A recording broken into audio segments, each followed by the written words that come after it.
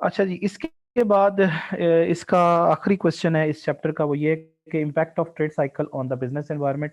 तो trade cycle आने से बिजनेस एनवायरनमेंट पे या बिजनेसेस पे क्या फ़र्क पड़ता है। तो दो तरह के इफेक्ट्स पड़ते हैं जी। एक को हम direct effects of trade cycle कहते हैं, और एक को हम इनडायरेक्ट इफेक्ट्स कहते हैं, या secondary effects of the trade cycle कहते हैं। तो secondary effects of the trade cycle जो हैं, उनको हम एक और नाम भी देते हैं, इनको हम कहते हैं demand management policies. Demand management policies भी कहते हैं। अब मैं इसको ज़रा बता दूं, ये मुश्किल नहीं है कि क्या क्या होता है। देखें, जब भी ट्रेड साइकिल आता है तो उससे बिजनेस एनवायरनमेंट पे क्या फ़र्क पड़ता है। तो मैंने आपको बताया कि उसके दो तरह के इफेक्ट्स होते हैं। एक डायरेक्ट इफेक्ट्स होते हैं बिजनेस साइकिल के बिजनेस के ऊपर, और एक सेकेंडरी इफेक्ट होते हैं जो कि गवर्नमेंट के थ्रू होते हैं। ठीक है ना जी। अच्छा, डायरेक्ट इफेक्ट के अंदर ये होता है कि आप ये देखें कि फॉर एग्जांपल अगर ट्रेड साइकिल आया तो ट्रेड साइकिल में से कोई ना कोई फेज आया होगा ना। जैसे फॉर एग्जांपल रिकवरी और बूम फेज आ जाते हैं। ये रिकवरी फेज है और ये इसका टॉप जो है ये बूम। ये रिकवरी और ये बूम। इसके अंदर आपको पता है कि एग्रीगेट डिमांड क्या हो रही होती है, बढ़ रही होती है।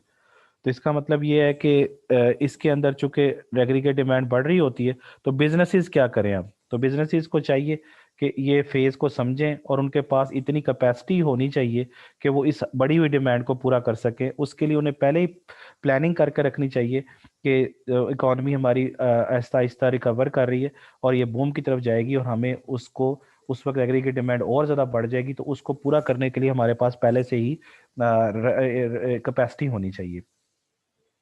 फिर जाहिर सी बात है कि एग्रीगेट डिमांड इसके अंदर बढ़ रही होती है, तो उसकी वजह से कॉस्ट ऑफ मटेरियल और कंपोनेंट्स भी बढ़ रही होती है।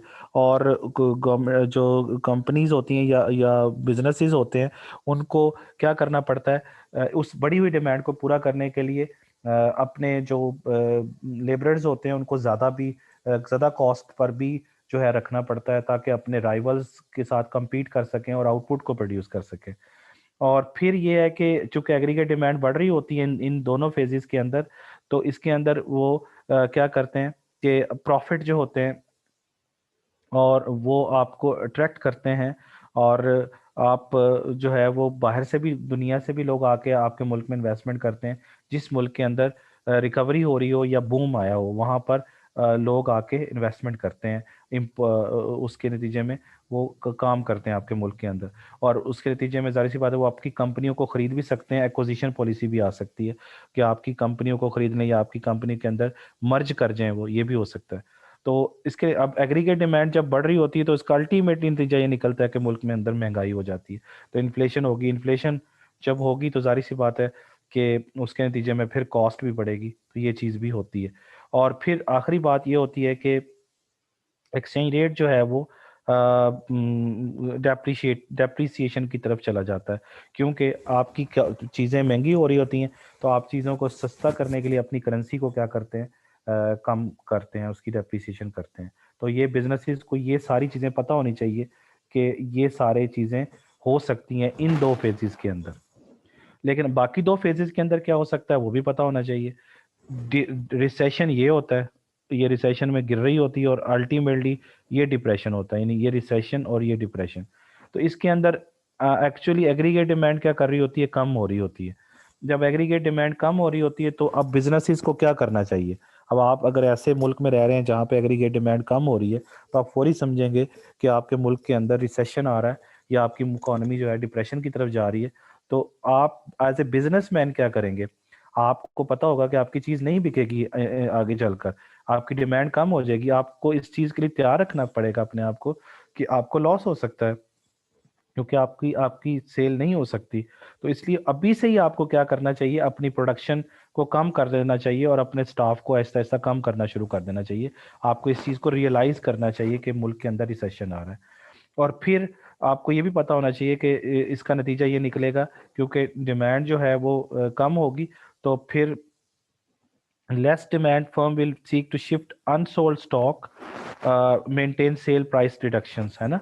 तो ये भी वो करेगी, और उसके नतीजे में जाहिर सी बात है कि उनके प्रॉफिट में भी क्या होगी, कमी। के फौरी तौर पर कोशिश करेगी कि मैं अपने जो अनसोल्ड स्टॉक है उसको बेचूं, और कम कीमत पर भी बेचूं, ताकि ये चीज़ बस बिक जाए किसी तरीके से।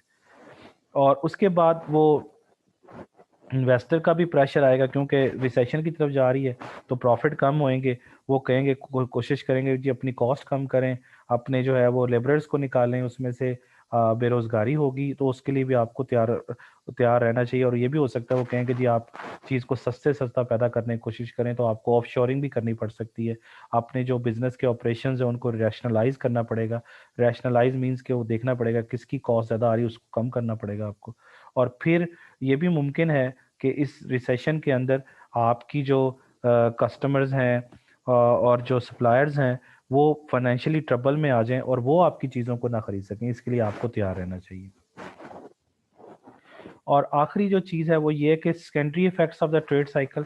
तो secondary effects of the trade cycle मैंने आपको बताया कि ये इसका ताल्लुक गवर्नमेंट के साथ है, कि गवर्नमेंट कोशिश करती है कि ट्रेड साइकिल को क्या करे, कंट्रोल करे। और किसके थ्रू करे? डिमांड मैनेजमेंट पॉलिसीज़ के ज़रिए। डिमांड मैनेजमेंट पॉलिसीज़ का मतलब ये होता है कि एग्रीगेट डिमांड को क्या करे? कंट्रोल करे। कंट्रोल करने का मतलब है कि या तो एग्रीगेट डिमांड को बढ़ाए अगर ज़रूरत है, या एग्रीगेट डिमांड को कम करे। इसलिए इसको डिमांड मैनेजमेंट पॉलिसीज़ कहते हैं। तो जाहिर सी बात है कि रिकवरी जब टाइम पीरियड होगा या बूम फेज होगा, यानी ये वाला फेज होगा, तो इसके अंदर तो एग्रीगेट डिमांड बढ़ रही होगी। तो इसमें गवर्नमेंट की कोशिश ये होगी, क्योंकि पहले ही एग्रीगेट डिमांड बढ़ रही है, तो कोशिश करेगी कि एग्रीगेट डिमांड को कम किया जाए। और एग्रीगेट डिमांड को कम करने के लिए वो क्या करेगी? सूद को बढ़ाएगी, इंटरेस्ट रेट में इजाफा करेगी, टैक्सेस में इजाफा करेगी, और अपनी स्पेंडिंग को क्या कर देगी? कम कर देगी।